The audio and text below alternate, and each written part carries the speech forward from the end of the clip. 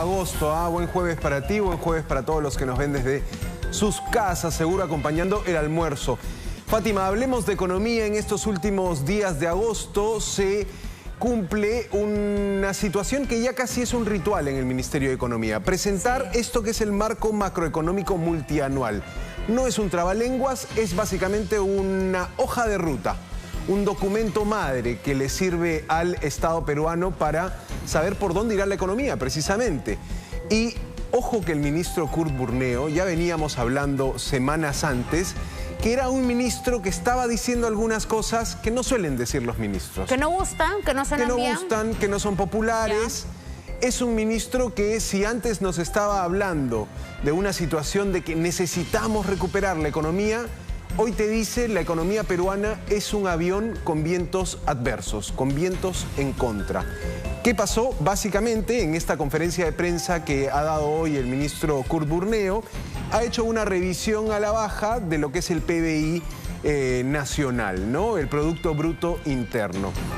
Y vamos a ver esta primera declaración porque, ojo, hay mucha reacción en el mundo económico por lo que significa esto que está contando el ministro de Economía y Finanzas. Hoy, desde la sede institucional, comparó la economía peruana, reitero, con un avión que tiene vientos adversos. Vamos a escuchar esta declaración y después intentamos descifrar qué quiso decir el señor Burneo. Estamos claros que el sector externo no nos ayuda, a diferencia de antes, ¿no? Si yo colocara como una especie de una idea, una figura para entender mejor esto, qué está pasando con la economía peruana, es como si la economía peruana fuese un avión. Y entonces los vientos de cola favorables que venían de la economía internacional cesaron, digamos, el año pasado, y lo que estamos mirando van vientos adversos. Claro, es importante, también hablábamos con la especialista hace unos minutos, el factor externo, ¿no? Estos conflictos después de lo que ha pasado además con la pandemia no nos ayudan mucho, pero de ahí la importancia de una gestión adecuada. Sí, un factor externo que el ministro Burneo anotaba como muy importante en esto que vive el Perú es, por ejemplo, la cierta recuperación, pero muy incipiente en países como China.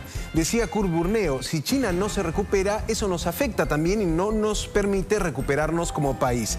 Por ejemplo, el 45%, casi la mitad del cobre que produce Perú, lo compra China. Entonces, si China no crece, Perú tampoco tiene un comprador, o por lo menos no tiene estos ingresos que supondrían una alta demanda de cobre, ¿no? Y nos contaba, o bueno, hacía esta exposición el ministro de Economía, también apuntando el hecho de que los precios de los minerales como el cobre y el oro han empezado a bajar un poco. Importante entender lo que nos quiere decir el ministro, un poco la explicación del factor externo, pero ¿qué ocurre si vamos al tema interno? ¿Qué dice el ministro respecto al PBI? Estamos con la previsión de crecer un 3%, Fátima. Sí. El ministro dice, si no crecemos más del 5%, no podemos ofrecer puestos de trabajo a una cifra de jóvenes que todos los años se suman, salen al mercado laboral. ¿Te parece si escuchamos esta declaración y después también comentamos lo que dijo el ministro, que, reitero, hoy presentó esto que es el marco macroeconómico multianual, la hoja de ruta de la economía peruana?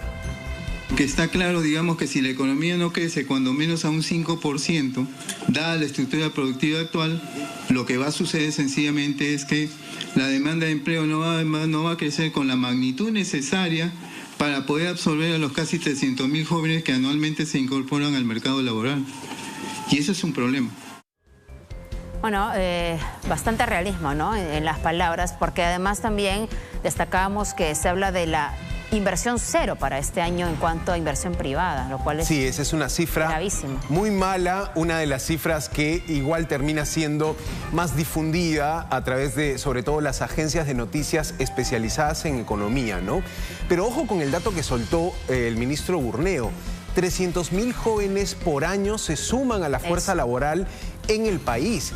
Y estos jóvenes pueden ser básicamente personas o los hijos de las personas que nos están viendo ahora en casa y que precisamente tienen la necesidad de encontrar un trabajo para recibir un salario y para tener, digamos, una situación de calidad de vida óptima, buena, o por lo menos ser un peruano con empleo. El ministro lo que está diciendo es: vamos a crecer 3%, pero si no crecemos más allá de 5%, que la verdad este año es muy poco probable, y el próximo año tampoco según la previsión, no podemos ofrecer esos 300.000 puestos de trabajo, ¿no? Qué terrible, sí. Está muy ligada el indicador que es el PBI con la generación de empleo. Y en eso parece estar también la preocupación del ministro, que reitero y digo ya, es un ministro que está diciendo las cosas claras, nos parece, por lo menos en estas semanas. Decía el ministro: voy en mi tercera semana y voy bien, ante una situación de, por supuesto, mucha inestabilidad en los puestos ministeriales, ¿no? Recuerdo que él mencionó que precisamente aceptó este puesto para poder atender una situación dramática respecto de la economía. O sea, él sabía que venía a un complejo panorama que afrontar también. Sí, y yo creo que es parte de eso, o poder, digamos, tomar al toro por las astas, es estos momentos en los que el ministro de Economía sale a los medios a decir cómo van las cifras, ¿no?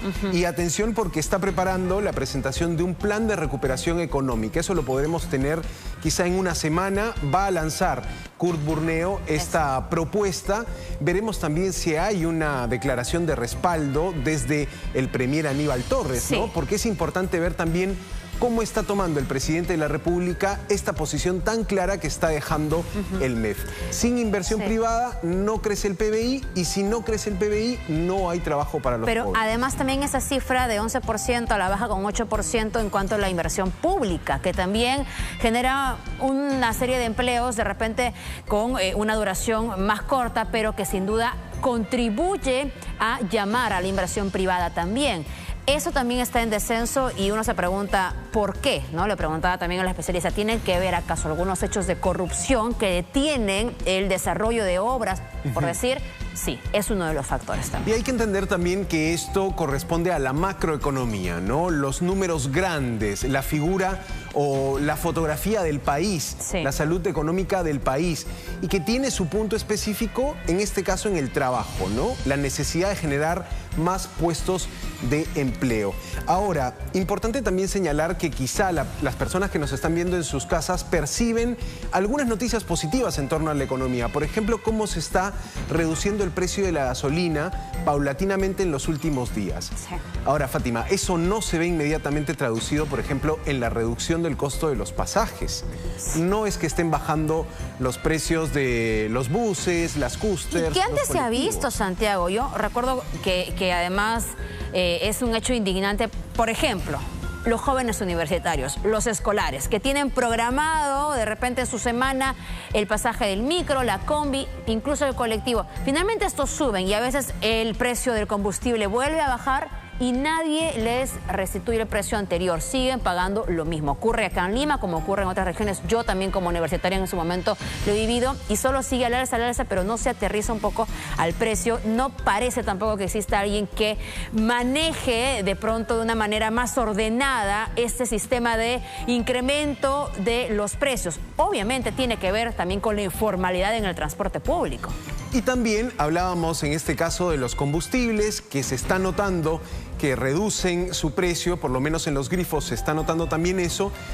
No pasa quizá lo mismo con los alimentos, ¿no? Hablábamos de cómo se ha elevado el costo de vida y los precios de los alimentos siguen todavía altos. Por ejemplo, veía portadas de diarios que apuntaban a cómo se está bajando el consumo de huevo, en el sentido que hemos tenido en los 2 últimos meses precios altos en esta proteína animal que suele ser parte fundamental del desayuno, por ejemplo, de los peruanos.